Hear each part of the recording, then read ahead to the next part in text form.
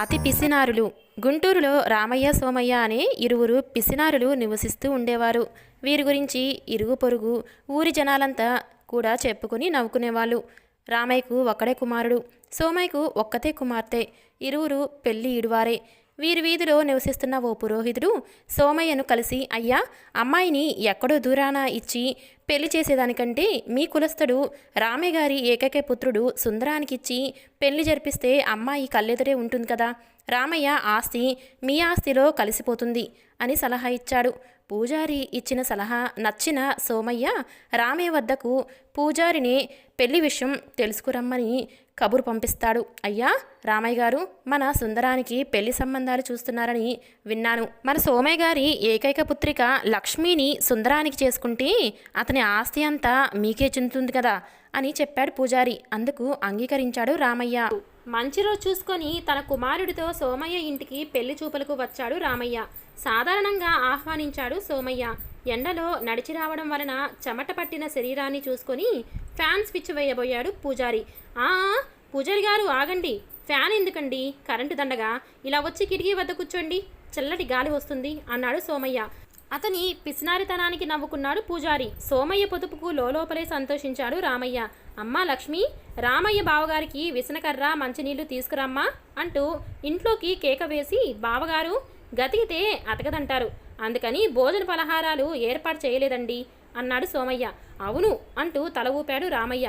కుడి చేతిలో అంచులేని ముంతలో నీళ్లు, ఎడమ చేతిలో శిథిలావస్థలో ఉన్న విసనకర్రతో ప్రవేశించిన పెళ్లి కుమార్తె లక్ష్మి మంచినీళ్లు రామయ్యకు, విసనకర్ర పెళ్లికొడుకైన సుందరానికి అందించి రామయ్య కాలకు నమస్కరించింది. అంజులేని ముంతలో నీళ్లు తాగడానికి అవస్థపడుతున్న రామయ్యను చూస్తూ, అది మా అమ్మమ్మ గారు కాపురానికి వస్తుంటే తీసుకువచ్చిన నీళ్ల ముంత, ఆమె గుర్తుగా దాన్ని మేము వాడుకుంటున్నాము అంటుంది లక్ష్మి. విసిరితే ఇరిగిపోతుందేమోనని విసనకర్రను ఒడిలో పెట్టుకుని కూర్చుంటాడు పెళ్లికొడుకైన సుందరయ్య. నీలముంత కథ తెలిసిన పూజారి మైకం కమ్మి, మరి ఆ విసనకర్రో అన్నాడు. మా నాయనమ్మ గారు కాపురానికి వస్తూ తీసుకువచ్చిన విసనకర్ర అది, దాన్ని ఈనాటికి జాగ్రత్తగా వాడుతున్నాం మేము అన్నది వినయంగా లక్ష్మి. కొయ్యబారిపోయాడు పూజారి. అమ్మమ్మగారి నీలముంత, నాయనమ్మగారి విసనకర్ర, ఇలాంటి ఇంట పుట్టి పెరిగిన ఈ పిల్ల తన కోడలుగా రావడం తన అదృష్టమని మురిసిపోయాడు రామయ్య. ఓ మంచి రోజు చూసుకుని ముహూర్తాలకు రమ్మనమని ఆహ్వానించాడు రామయ్య. మంచి రోజు చూసుకొని పూజారితో కలిసి రామయ్య ఇంటికి వెళ్ళాడు సోమయ్య. వీళ్ళ సంగతి తెలిసిన పూజారి ఇంటి వద్దే భోజనం పూర్తి చేసుకుని వస్తాడు. ఎలాగూ పెళ్లి నిశ్చయం అయ్యింది కనుక తాంబూలాలు మార్చుకోండి అంటాడు పూజారి. ఇలాంటి ఆచారాల పేర్లతో దుబారా ఖర్చు చేయడం నాకు ఇష్టం లేదు అంటాడు రామయ్య. అవును, మా రామయ్య బావగారి మాటే ముమ్మాటికి ఓ తాంబూలం లాంటిది అంటాడు సోమయ్య. సరే, మంచి రోజు చూసుకొని ఇరువురు మా ఇంటికి రండి, దివ్యమైన ముహూర్తాన్ని నిర్ణయిస్తాను అన్నాడు పూజారి. అయ్యయ్యో, ఎలాగూ మీరు మా ఊరిలోనే వారే కదా కనుక భోజనం చేసి వస్తారు, అందుకని అలాంటి మర్యాదల జోలికి వెళ్ళంలేండి, కాస్త మంచి తీర్థం తీసుకొని కొద్దిగా ఒక్కపడి చపరిస్తూ పెళ్లి విషయాలు మాట్లాడుకుందాం అంటాడు రామయ్య.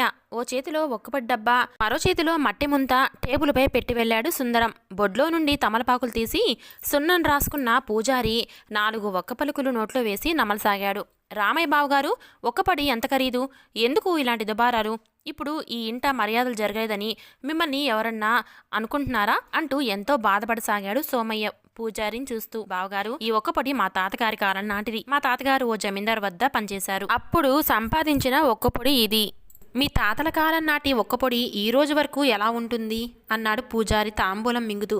దాందేముంది, మేమంతా ఏనాడు ఒక్కపొడిని నమ్మము, ఇలాంటి శుభకార్యాలు అనుకున్నప్పుడు మాత్రమే చప్పరించి ఆ ఒక్కపొడిని ఆ ముంతలో వేస్తాము, దానిని నీటిలో కడిగి ఆరబెట్టి తిరిగి వాడుకుంటాము. ఇప్పుడు మీరు కూడా ఆ ఒక్కపొడిని చప్పరించి ఆ ముంతలో వేసేసేయండి, కడిగి రేపు పెళ్లికి వాడుకుందాం అన్నాడు రామయ్య. వస్తున్న వాంతిని ఆపుకుంటూ రోడ్డు మీదకి పరిగెత్తుతాడు పూజారి. మీ తాతగారు అప్పుడైనా డబ్బు పెట్టుకున్నదే కదా, మన ఆస్తిలో ఆ ఒక్కపొడి డబ్బులు వృధాగా ఖర్చైనవి అంటూ నసిగాడు సోమయ్య. లేదు బావగారు, మా తాతగారు జమీందారు గారు నమిలిన ఒక్కపొడి పోగా మిగిలిన ఒక్కపొడి తీసుకొచ్చారు, ఏదో మీలాంటి పెద్దవాళ్ళు వచ్చినప్పుడు ఇంట శుభకార్యాలు జరుగుతున్నప్పుడు మాత్రమే ఒక్కపొడిని వాడతాము అన్నాడు రామయ్య. వాంతి చేసుకొని వచ్చిన పూజారి రామయ్య వివరణ వింటూ మరోసారి పరిగెత్తాడు రోడ్డు వైపు. వాంతుల మీద వాంతులు అవుతూనే ఉంటాయి. వాంతి చేసుకొని వచ్చిన పూజారి రామయ్య వివరణ వింటూ మరోసారి పరిగెత్తుతాడు రోడ్డు వైపు. ఇక ఆనందం పట్టలేని సోమయ్య రామయ్యను బిగియారా కౌగిలించుకుంటాడు. మరలా ఆ ఇంటిలోనికి వెళ్తే ఎటువంటి విషయాలు తెలుస్తాయోనని భయపడిన పూజారి నేరుగా తనింటికే పరుగు తీశాడు.